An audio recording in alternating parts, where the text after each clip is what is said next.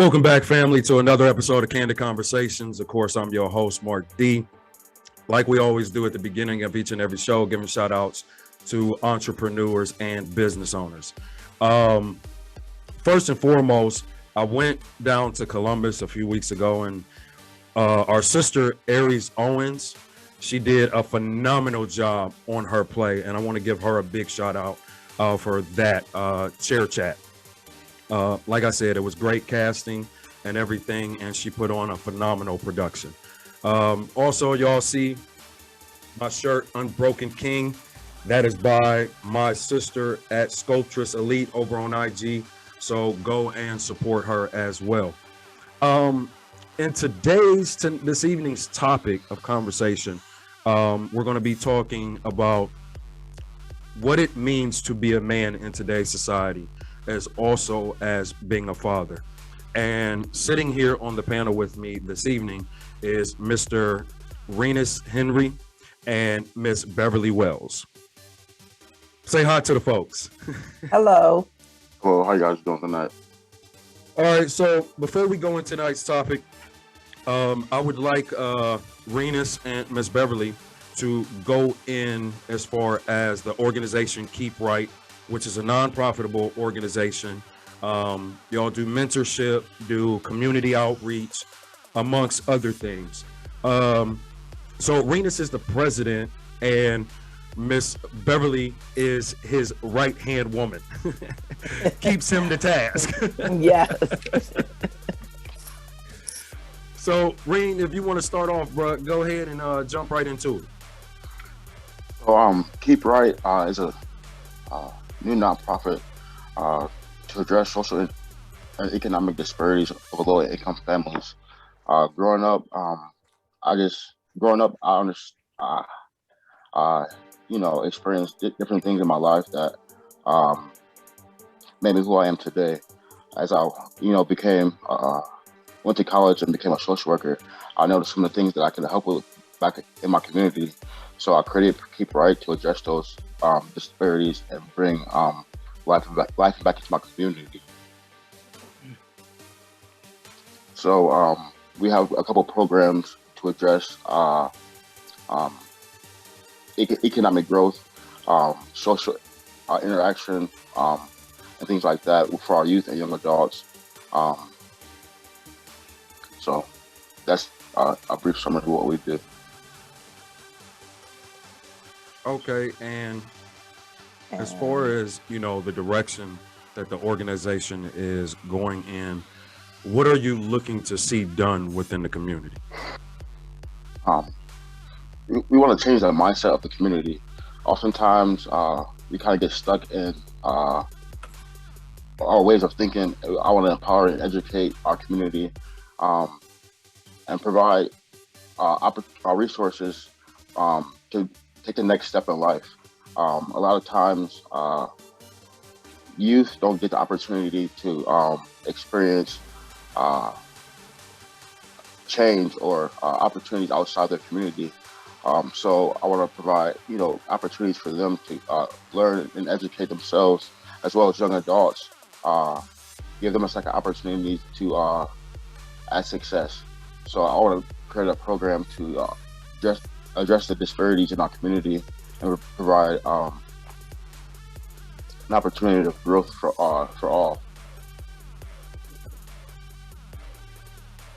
Okay, Miss Beverly,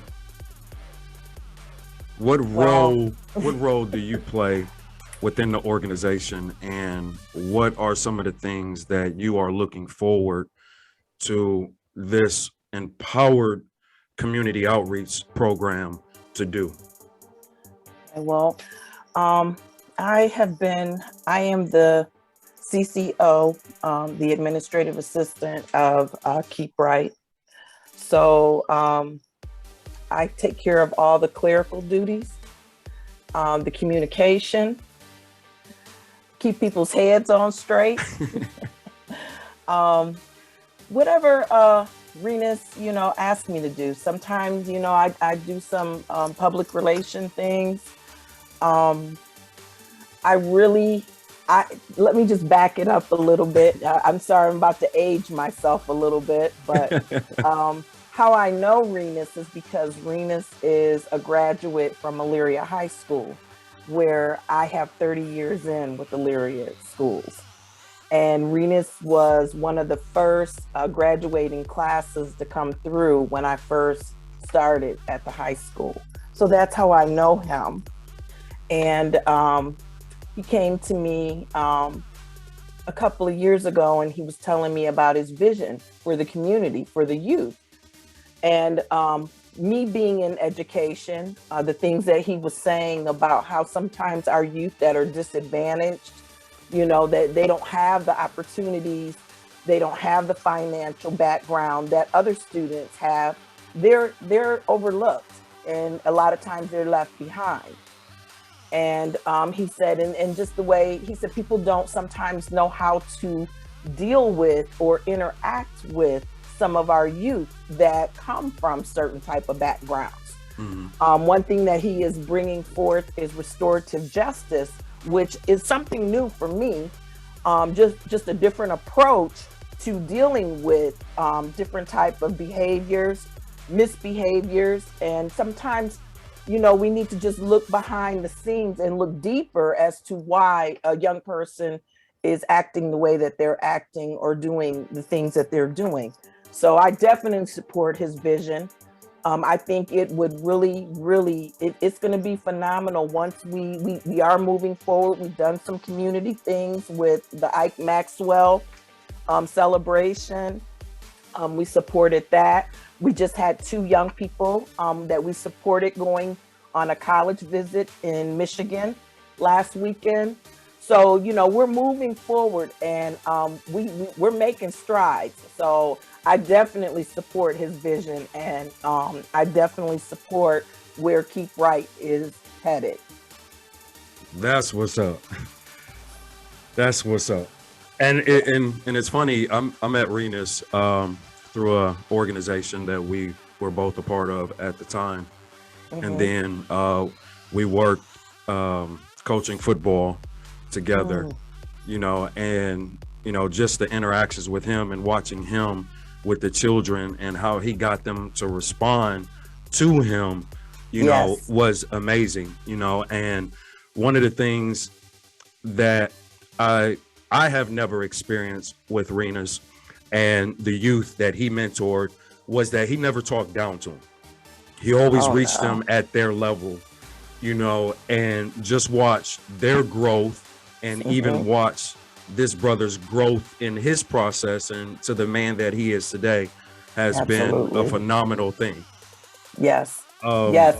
I have some very good shots of him. I'm very excited. I'm working on our website, and I hadn't even told Renus this, but he sent me some pictures, and I just have some wonderful shots of him walking on the field with the football players, and he's interacting and doing his thing.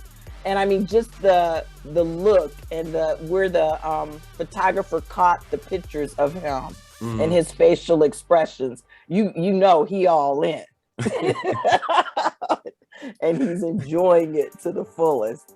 So I can't wait to post those pictures. I look forward to seeing them. Yeah, so Keep Right was designed for individual impact on our community. So we with each person that we interact with, we provide an individual service plan for that person's success. Yes. Whether it be a youth or a young adult. Ms. Bear spoke about reaching the ones that are forgotten. Oftentimes, someone makes a mistake, or some are not having, they're not used to having success. So I want to provide a resource and a program to provide success for our communities. Absolutely. So that's how Keep Right was, vision, and this is where we're headed to, change the mindset of our community in a positive way. Yes. And that is amazing. And one of the things that I've been blessed to experience is multiple men being involved within their community. you know, and Absolutely. the male presence, we've always had, you know, mama, big mama, auntie, you know, involved in the community. But to have the male presence, it's a different type of Yes. energy that flows within the Yes. community, you know. So anytime a man, a young man, you know, a young brother gets involved and gives back, because he sees a deficit in the community, and it's his mindset to fill that gap, you know, that is a greatness upon itself, you know. So I want to extend, you know, the proudness that I have and the love that I have for you as a brother, and what you're doing and what I've continue and will continue to watch you do. Yes. Thank you. It's wonderful. So Miss Wells had mentioned that, you know, you played and graduated from Elyria High, and Yeah. a lot of people may not know, but you were a star athlete. Yes. Yeah. Which brings me to be a natural coach. I wasn't always the best on the team. People say that I was pretty good, but like I didn't see myself as was the best. So it's kind of pushed me to go even harder, so I can be the best. So I was on a lot of winning teams. I had a lot of success, but a lot of people didn't know, like, I wanted to be good because it provided a good feeling in my heart, because I didn't have some of the things that I needed or wanted growing up. So like sports provided me like an outlet to release some stress, made me stay focused and out of trouble. So I mean, working hard was always, you know, a thing for me, and sports gave me an outlet to, you know, and a focus to do that. But I never view myself as a star athlete. I view myself more as a role player, honestly. Like, we had a pretty good team. I grew up with a good generation of athletes. Now I was like, you know, competing to be the best. And that's why he was such a good player. It's that team player, and he's for everybody. You know what I'm saying? And I'm sorry, I'm not the best with the sports thing. Renus has to tell me sometimes, you know, what's going on with the, you know, but I try to be involved in all of it because it's all a part of Keep Right. But that attitude right there, and that humbleness right there, that's what makes a great coach. Right. Yeah, like that's one of the things that makes a great coach.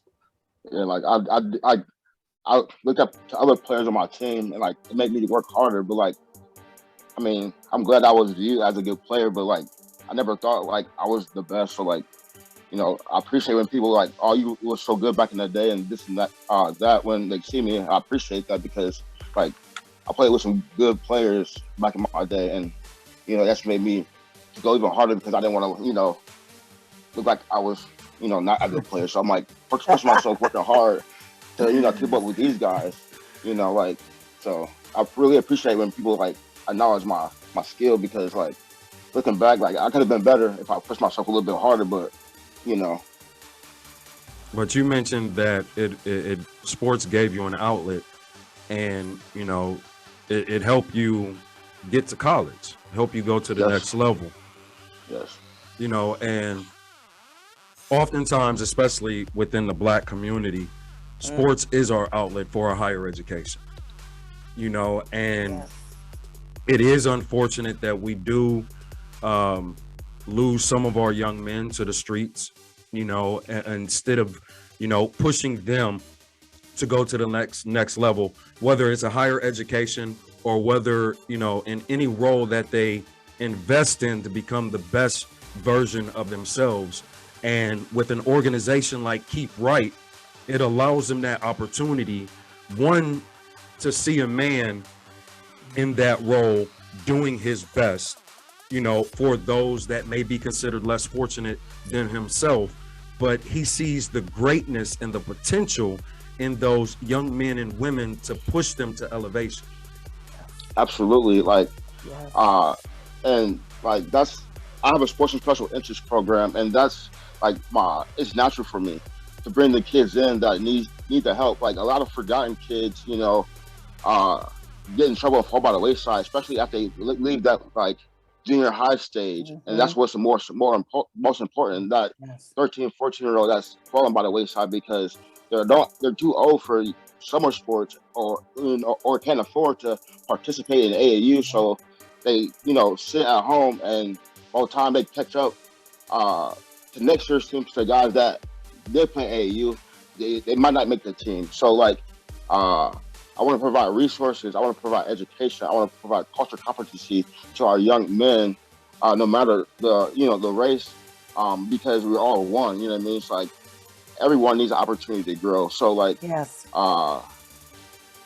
Keep Right is just giving back the opportunities that I was granted, because when I was coming up, my father wasn't there. Like, but I had coaches. I had men that I looked up to, made sure that I had knew what college was. I was going on college visits at 13, 14 years old. I was participating in sports camps because coaches and people saw something in me. So I just want to give back and provide the same opportunities for young men and young athletes that I come in within my organization. And it's not just young athletes; it's a whole restorative justice mindset. I just have a natural flow of sports to bring youth in. I also am going to debut a restorative justice program for both prevention and rehabilitation. So that's coming out real soon. But I just want to, impact the community as fast as I can, because it's important. Because I was, I had the opportunity to go down the wrong path many times, but I had, people in my corner and provided a resource and outlet for me. So I just want to give that back.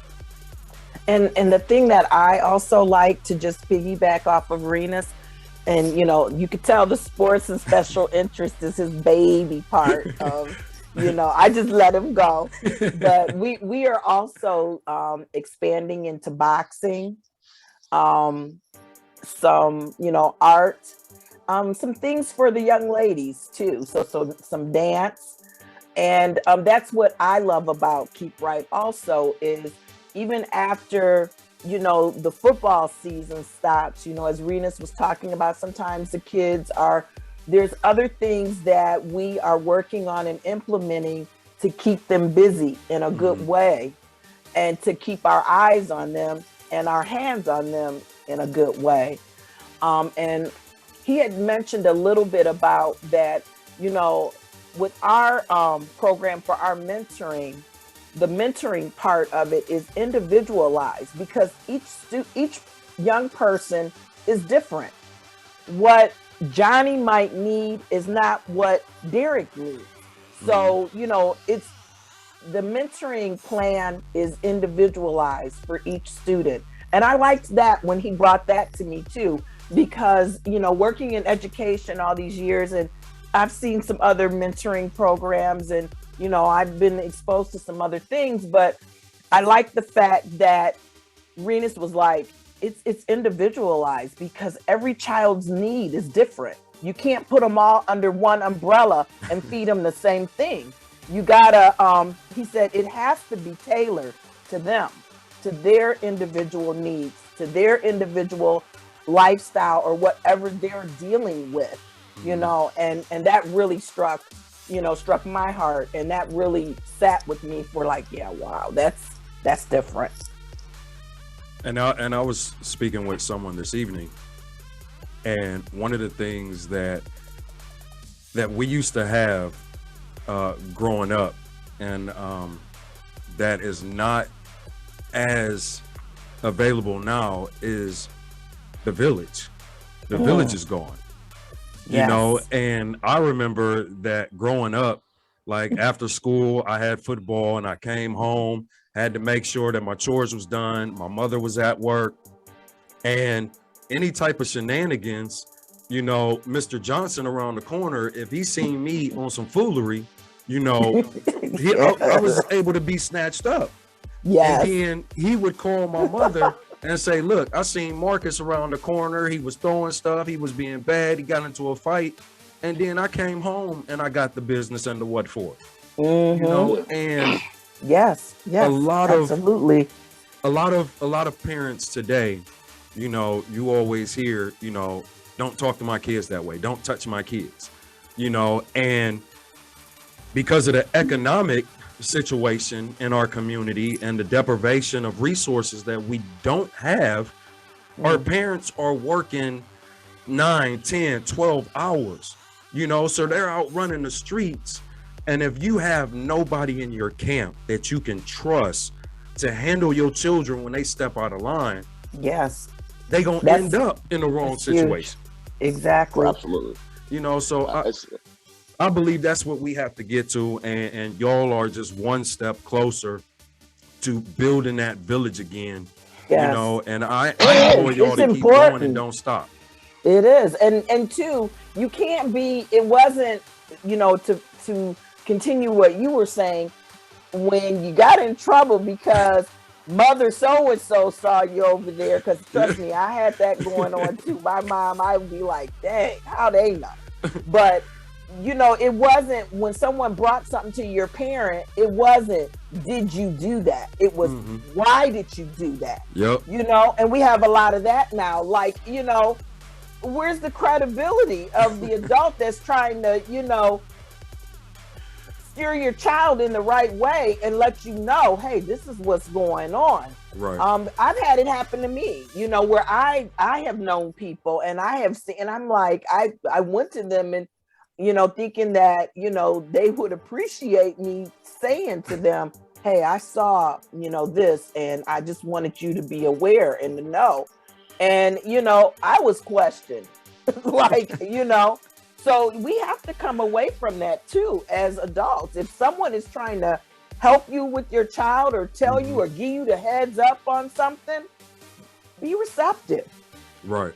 You know, like you said, it takes a village. Definitely. All right. So,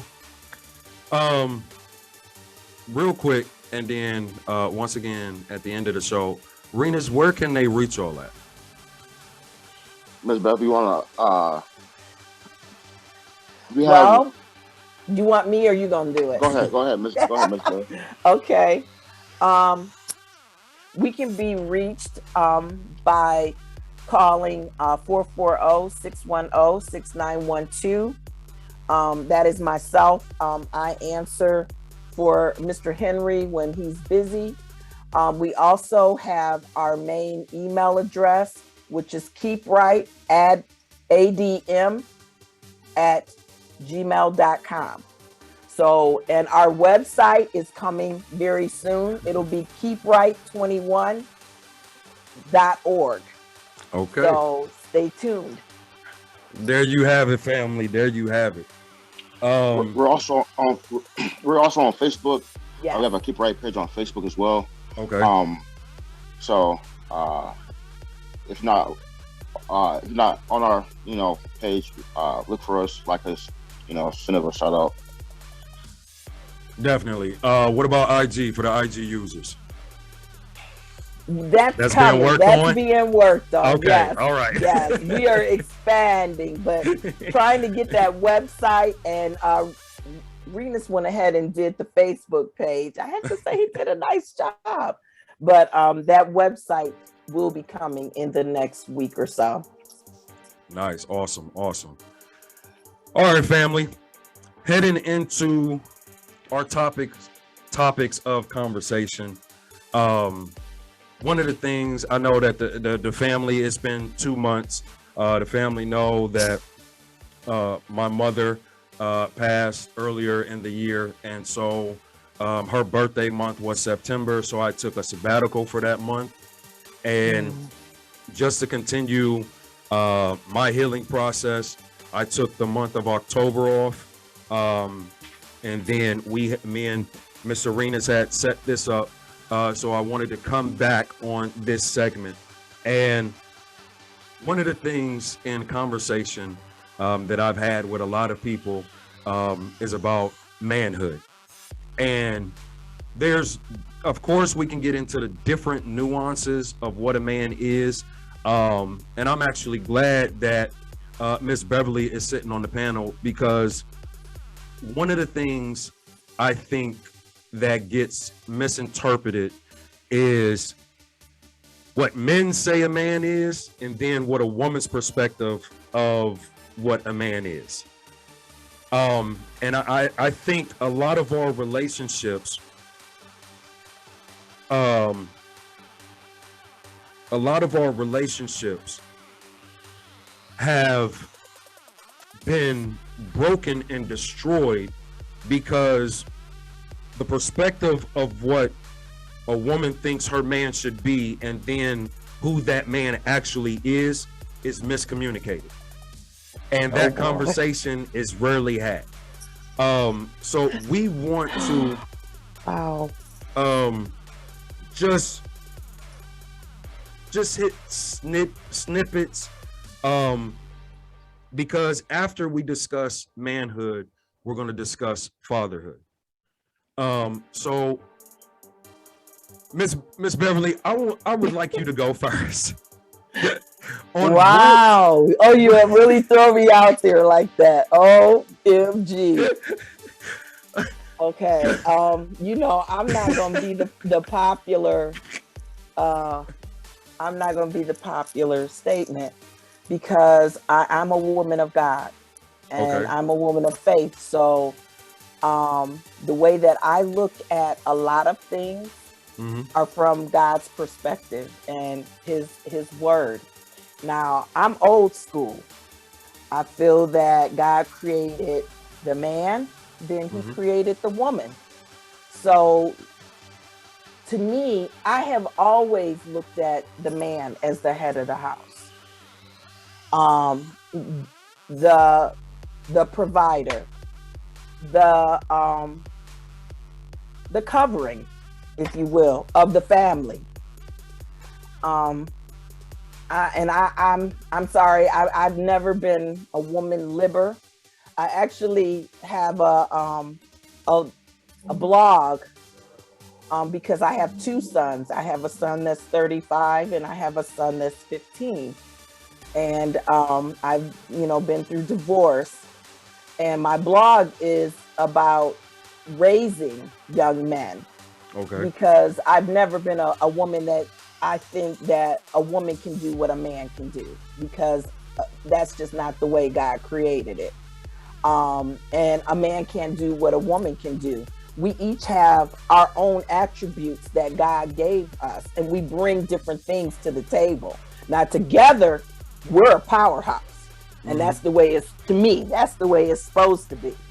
So, submission and all that other stuff, to me, if a man is being in his rightful place that God created him to be, as the husband, the father, the caregiver, the covering, then it shouldn't be hard for his spouse to follow him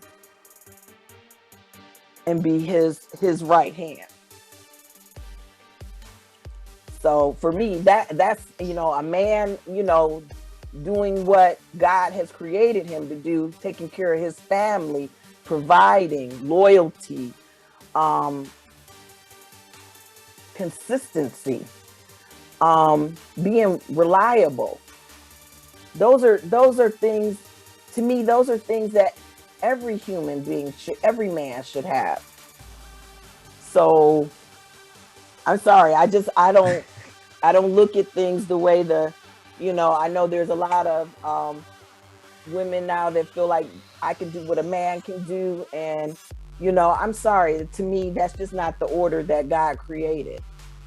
But yes, God gives us, I'm by myself. Am I going to sit here and not get my grass cut because I'm single? No, I'm going to do what I need to do to get it done. But the order of things, if I did have a man, I feel like that yard is his thing. But I'm a person, I'm going to do what I got to do to get things done. Okay. But I just want to play my role as a woman, and I want a man to play his role as a man, and be responsible for the things that he, as a man, where his family is concerned, he should be taken care of. What does that look like in your eyes? Well, I don't have to do no cooking. No,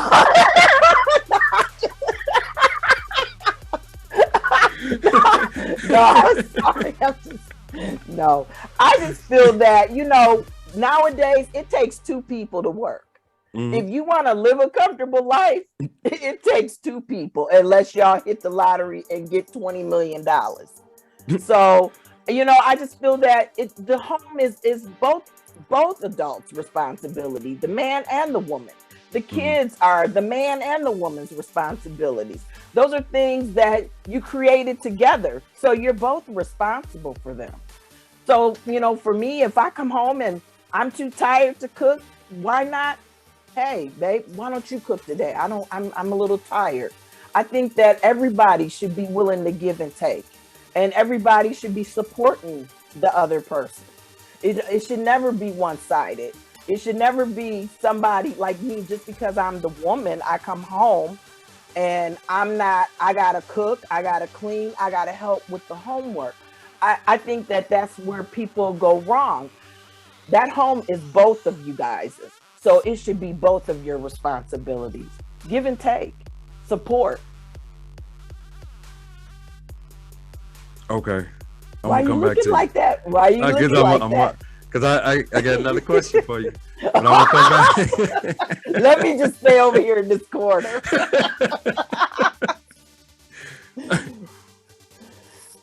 I'm gonna ask you now. Oh my God. Okay. So, do you believe in gender roles? Gender roles? Typically speaking, outside of the helping one another to make sure that the house is taken care of, do you believe in general gender roles? Oh, like I can't change the oil in the car? Yeah. No. We're not saying that these are things that women can't do. No. These are things that men should do. Yeah. Typically. Now, personally, I don't want to have to put gas in my car. Okay. Okay. So yes, and changing oil, making sure the cars are mechanically, sound and running good. I would think that would be a man's responsibility, to make sure that, the vehicles are safe. Mm-hmm. I cut grass. I don't like to. Now this year I done paid me a little lawn care service, and my youngest son, he cuts too. But I feel that outside, the yard and things like that, should be. And I just feel that overall, as a woman, it's certain things in the house that a woman oversees, just like it's certain things that a man oversees. Mm-hmm. I want my family to make sure that there's bedtimes, there's clean clothes, there's food in the refrigerator. You know what I'm saying? So there's certain things that, to me as a woman, you make sure that your family is good, right. In certain ways. And there's certain things that a man, checks out and makes sure that's good. There we go. Okay, that's like what we was getting to. Okay. Renus, what considers a man? Well, I'm kind of still in the process, because my example of a man, I didn't have directly in my life. I was raised by my grandparents, so my grandfather was older by the time I got of age. And like, I love him to death, but like certain things was hard for me to understand and learn. And he couldn't do, you know what I mean? So like, I was relying on like other outside influences, whether positive or negative, to show me like what a man was. Because I didn't have that father figure in my life directly. So like, after I graduated college, like fatherhood taught me about manhood, kind of like. So like Mm, I didn't really understand what a man was, or why my father wasn't there, or what he was going through, or what it was to be an African American man. Like I didn't know, had no clue because I was raised from my grandparents. I was raised in Mm. the church. Didn't know what, I seen what men were, or the roles they played, but like I didn't experience it, or I didn't have that experience of looking up to my father and be like, oh, this is what a man is, because he was, preoccupied because of, still growing and becoming a man. mm, My parents were young, so like I look back and like, oh, I'm 32. I can only imagine what my dad was doing at 32, and I'm, 16. So like, like there's not much age difference of, you know, of what he could have taught me, because he was still growing up to be a man as well. So I had to understand that before I can become a man, because I had a long history of my life of disappointment, I should say, and I couldn't grow up to be a man until I could let that hurt go. So like I'm mm. still learning Dang. how and what it is to be a man, because I tried many things, but it didn't work. Mm. You know what I mean? And I'm still learning. I'm still growing. So like, but fatherhood really taught me what manhood is, because like I love my kids to death, and like this is what I do it for. So they have Mhm. an opportunity to be great. If something happens to me, I want something for them to be able to go to and have a chance to have an opportunity to be successful. Gosh. So Wow, Renus, I'm sorry. Am I allowed to talk Go ahead. right Go now? ahead. No, Renus, I mean, just listening to him, because like I said, my oldest son is 35, and most of the time it was just me and him. I Mhm. was a single mom raising him. And my blog is really about a woman cannot teach a man how to be a man. It takes another man. Mhm. And, to listen to Renus just now say how he was young. And so he didn't really have a solid, you know, influence or image of it. That's what I've heard my oldest son say to me. He's like, Mom, it's not that you weren't a great mom. He said, you taught me to be responsible. You taught me to be reliable and how to care about other people. He said, but there were things, just because dad wasn't in the home. He said, there was just things that he said, I felt I was behind on, catching up to, because I didn't have that example right there showing me for me to Right. see it. So man, Renus, that just really touched me, because that's a similar conversation that my oldest son, and as he did get older, he found mentors, and through his basketball coaches, other men to talk to, I guess, about the things that men need to talk to other men about and need to learn about. So I'm sorry, that just really touched me, and brought up just a memory of me and him talking. So I get it. I mean, I get what you're saying. And I mean, everything that both of you just said, I mean, it was awesome, because one of the things about manhood, I always talk about my father on the show, and early on, he wasn't in my life in the middle portion, but he came back into my life later on, and by that time, um, I would say, just like your son said, Miss Beverly, is that you did what you could, as a mother, you know, but I don't think mothers realize that we take on some of the feminine characteristics.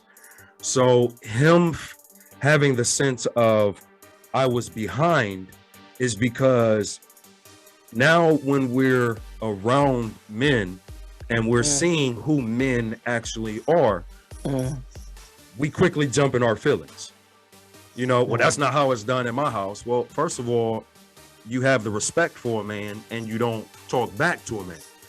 Even mm, as a child, even if you have questions, you ask your questions, but you don't question a man, mhm, and having a man, that was one of the things that I had to relearn with my father. Wow.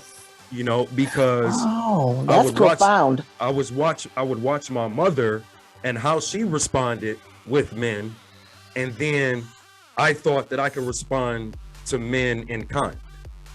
And so when I realized that when it comes to two men, there will always be a low level of threat between one another. This is why the respect level is different between us versus a woman and a man.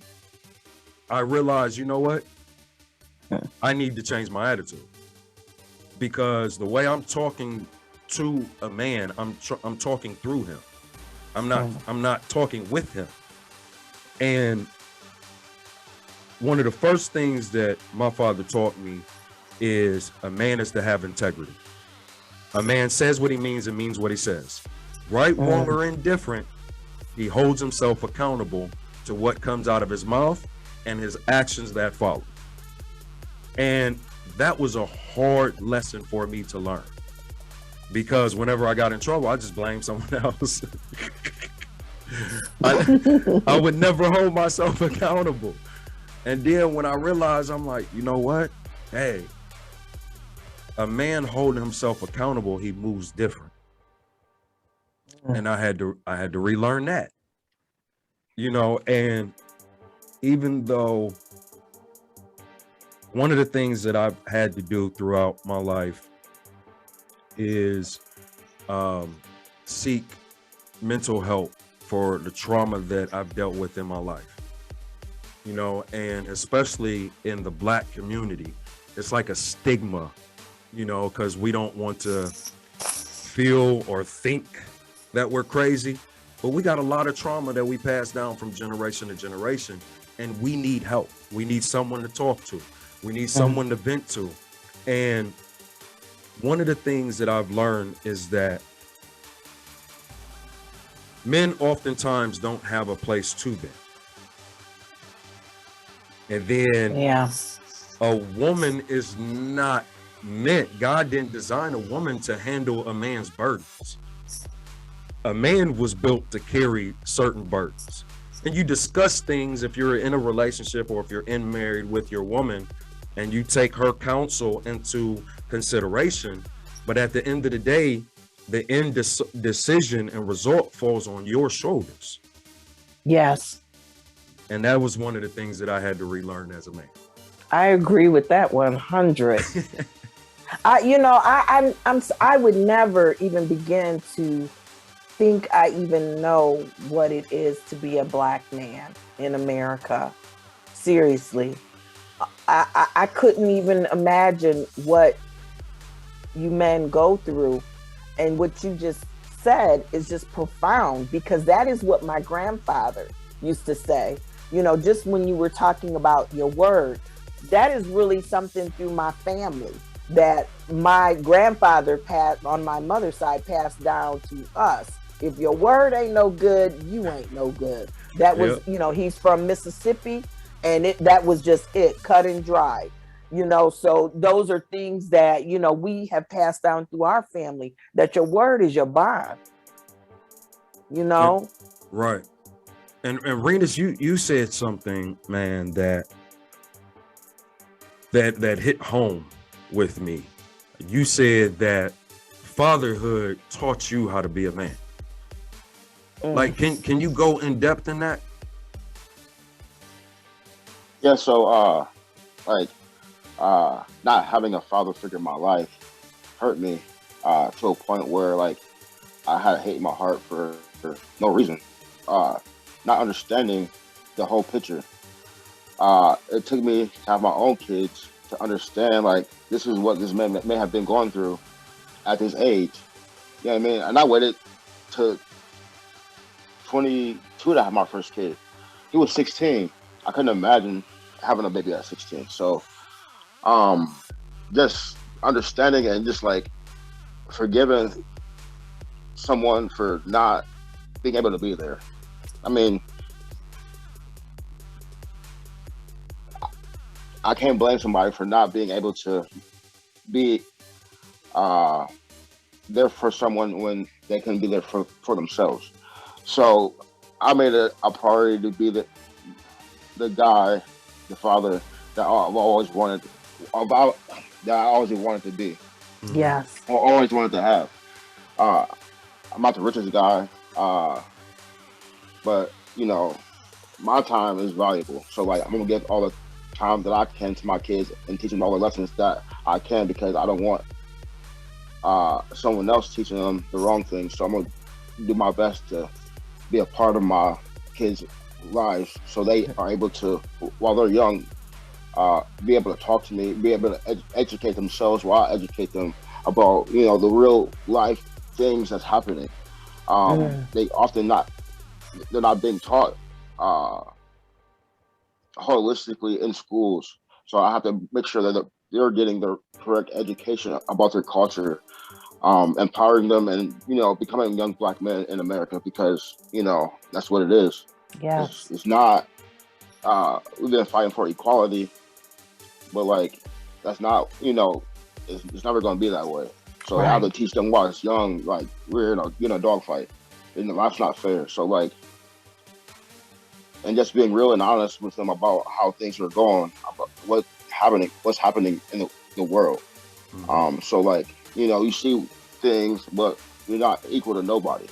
You know what I mean? You gotta have to fight. You have to, you know, train yourself to want to be the best, because it's someone always out there to beat you. So like, you gotta prepare yourself to be in a dogfight for the rest of your life. Life ain't fair and life ain't a game. So I try to teach that to them early, because you know, this is what I had to learn late, because I didn't have that influence in my life. You know what I mean? Like, what I saw was, you know, a guy having fun. You know what I mean? Like doing what he wanted to do. He had respect in the street, but like, you know, but like that equals to zero. So Wow. I mean, I wanted something different from my life. So like, I give up my grandmother and my grandfather all the respect for. They didn't have to take me in. They didn't have to do the things that they did for me.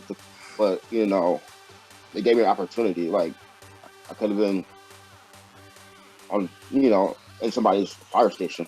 You know what I mean? But like, I got an opportunity. I got a chance to grow. I got a good upbringing. It wasn't the best, but you know, I had the opportunity to, you know, experience what it was not to be a father. I have a father that taught me a lot how to be a father and how to be there for, you know, my kids.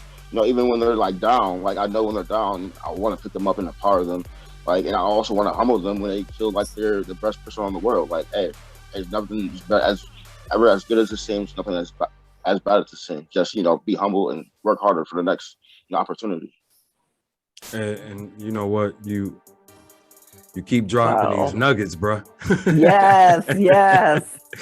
And you said something again, Reem, that hit home, you know, and you know, you teaching your children that, one, to stay humble, you know, and two, that you got to fight for everything that you get. Yes. You know, and the importance of having a man prevalent is because, you know, as I said earlier, is that there's certain pressures of life that men are built for, you know, and when our children see that, you know, our children see that it takes us longer to break down, even though we break down, you know, that the fight continues. Okay, you fell down, now you got to get back up, you got to keep going. Yes. You might fall down again, but you got to get up, you got to keep going. And that's why I didn't understand it when I was playing sports, but after I got done playing, I understood how important competitive sports were, because in today's society, our children have such an entitlement mentality. They don't have to work for anything. You know, it's like it's given, and then they get mad if they ask for it and it just don't appear on their plate. You know, and what sports did, or whether you was in the chess club or, you know, different competitive outlets, it showed you how to take your losses and how to take it with a grain of salt. And then it taught you that, okay, in order for me to win, I got to get better. I got to, you know what I'm saying? And it's not, I'm not going to get better on the night, overnight. I have to put in the grind. I have to put in the time. I have to put in the effort, you know, and then on game day, all of that time, effort, and energy, that's when it shows up. It don't game day, it doesn't show up if you ain't put the work in. And that's life, you know, because we have our ups and downs, we have our struggles, you know. One day we may feel completely empowered. Then the next day something happened and it's like, you know what, I don't know how I can go on, you know. And one of the things, we're on the opposite ends of the spectrum when it comes to, you know, you praise your grandfather. When my father came back in my life, I had resentment and hatred for him, you know, because he wasn't there when I believed or felt that I needed him the most, you know. And it's not until I look back now and I'm like,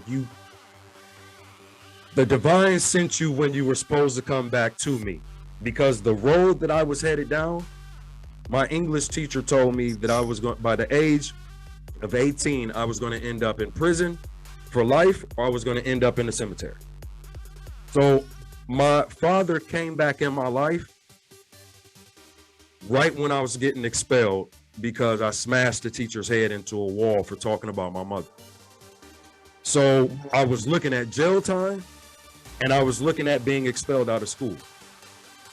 You know, so after he left, I didn't have anyone, a family member, to pull me in and say, okay, boy, look, you know, life ain't happened the way you wanted to, but let me help guide you. Let me help make you better, you know. And so the reason why I give so much praise to my father now is because I've watched his growth, you know, and I realized, you know what, like you said, Reen, I had to learn how to forgive him because he didn't know. Yes. He didn't know what to do with a boy of my caliber. He still had to grow in order to know how to raise a creative, because he wasn't taught.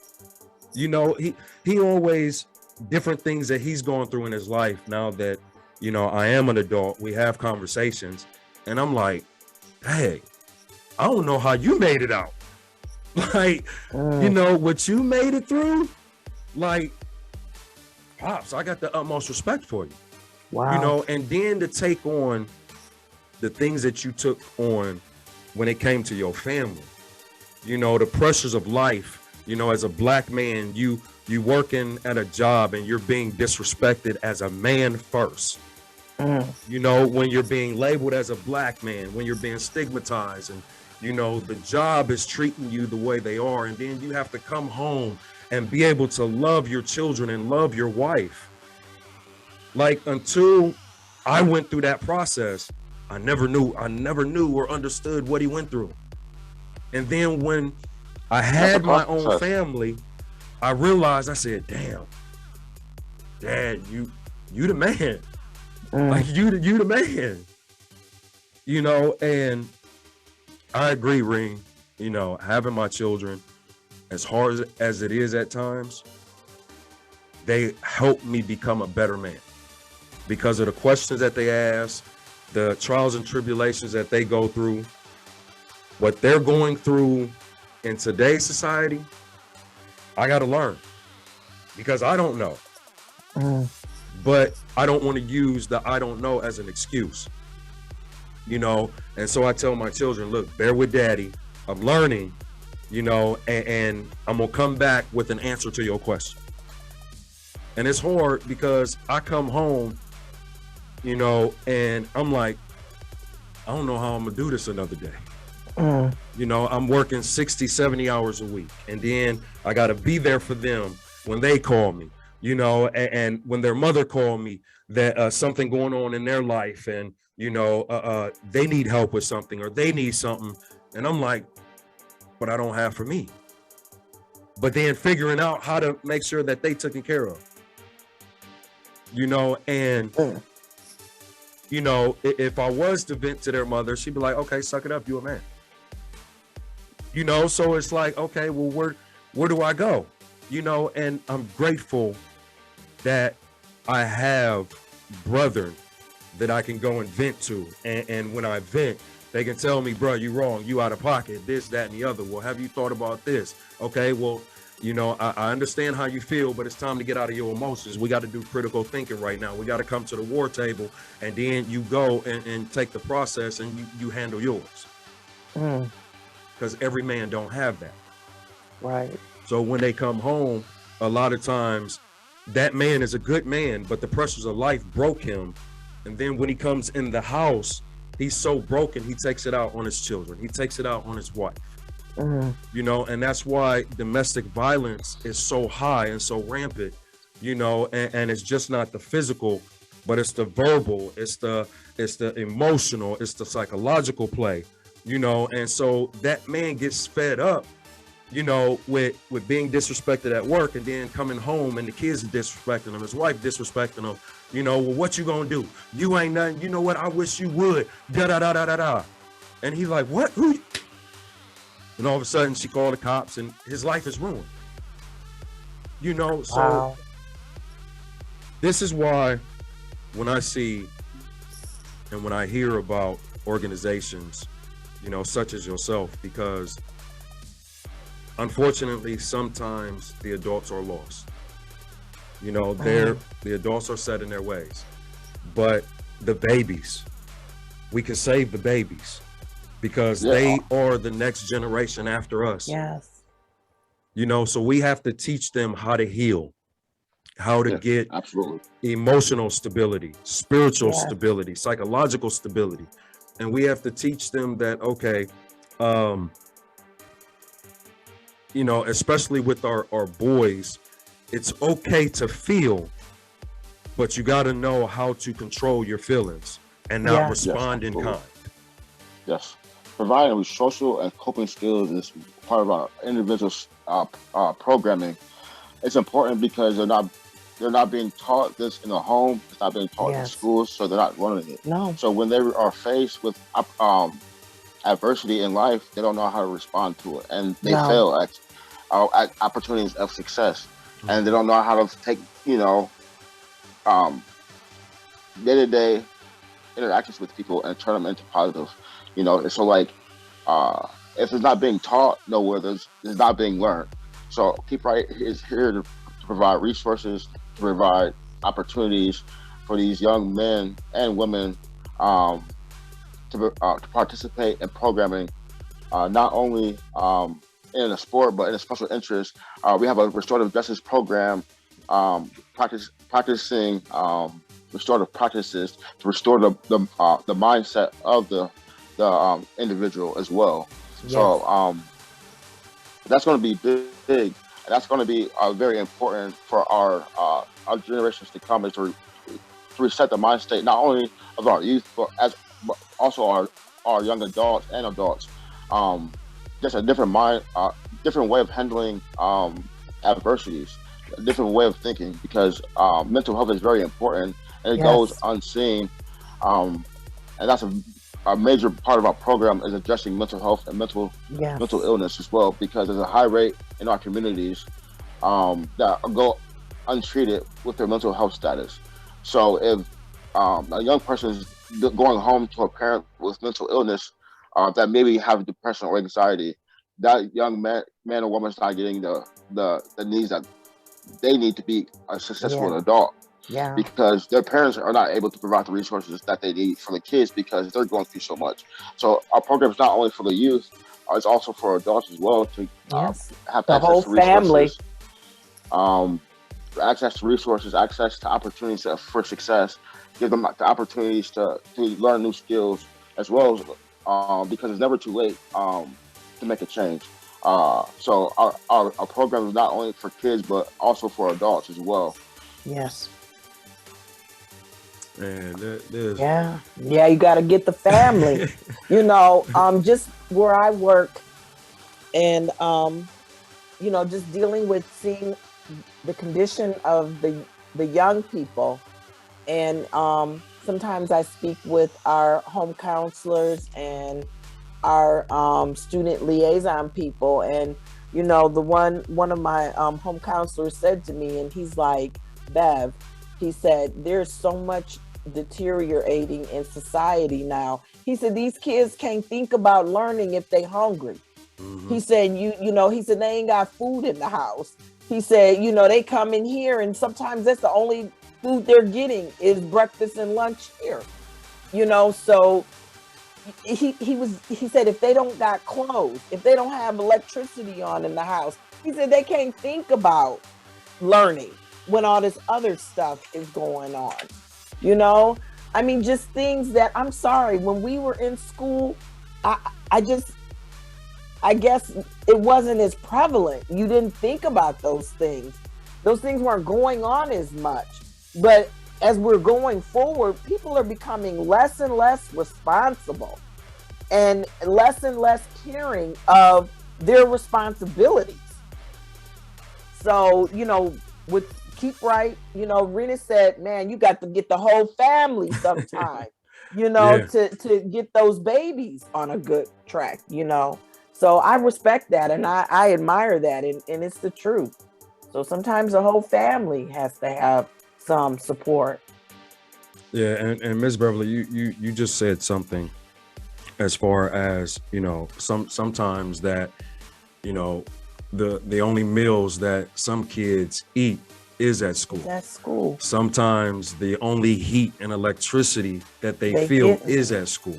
So learning is in the furthest thing from on their minds. And my mom had posted something. Was it today? She posted an African proverb. It said, "The child who is not embraced by the village will burn it down just to feel warm."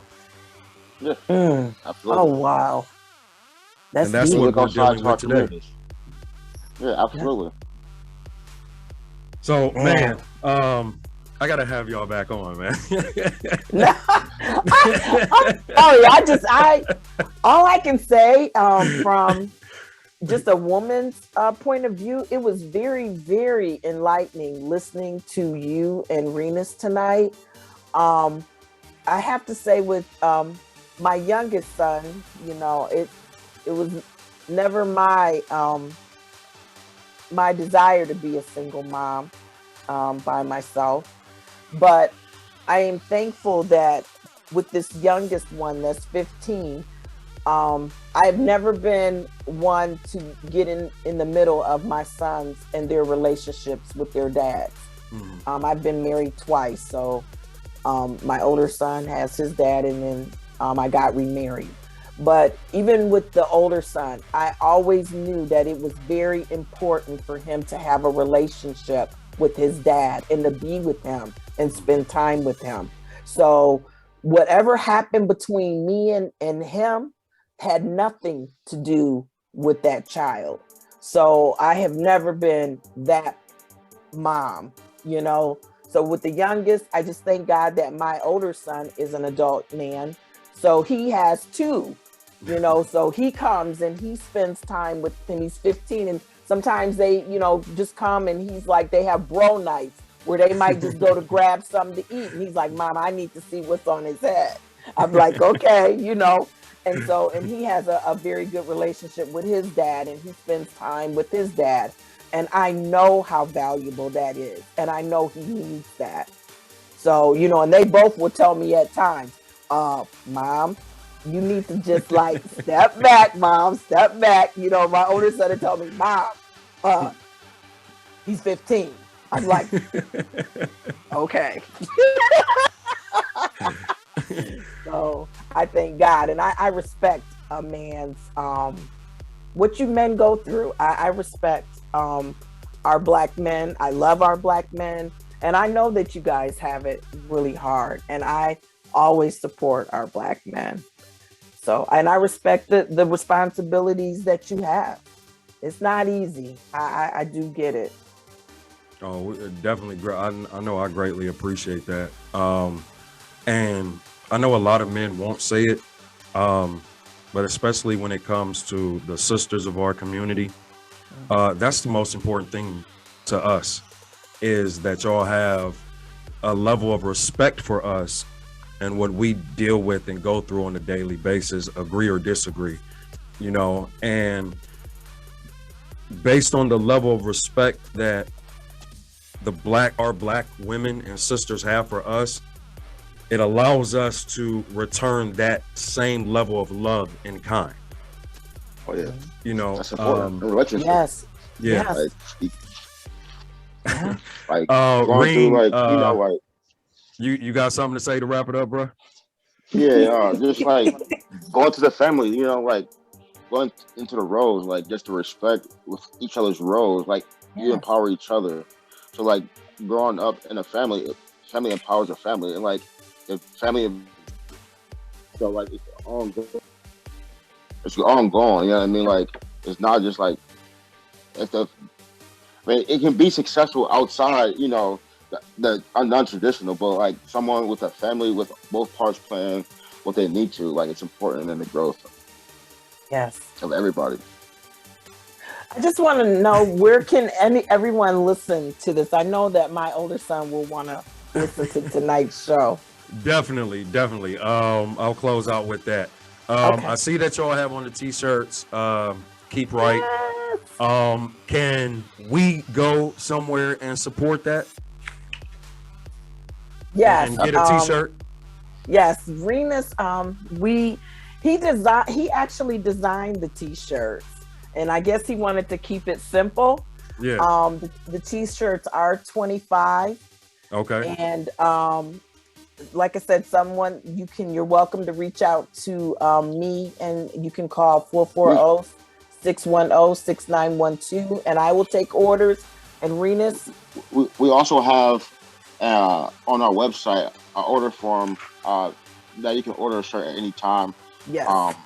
So like Miss Bev said, they're $25, and you can order through our Facebook page.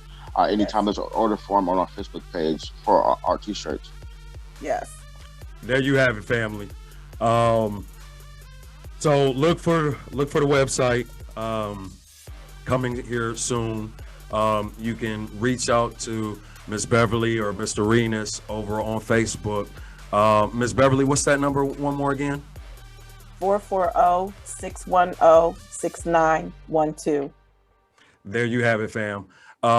And the audio will be up as always on Wednesday on Mr. Candid Podcast, Spotify, Apple Podcasts, Google Podcasts, Radio Public, wherever you listen to your podcasting at. And also the video link will also be up on Friday on YouTube. So there you have it. And the audio link I will share and tag Reen and Miss Beverly in it on tomorrow, once I finish the editing here tonight, and get that up for you. Thank you.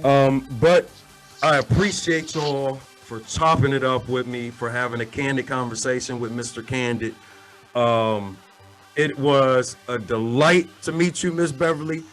It's and been a like pleasure. I said, Thank you. not a problem. I want y'all to come back, maybe within the next month or two, and we can get into this conversation when it comes to co-parenting and Black relationships.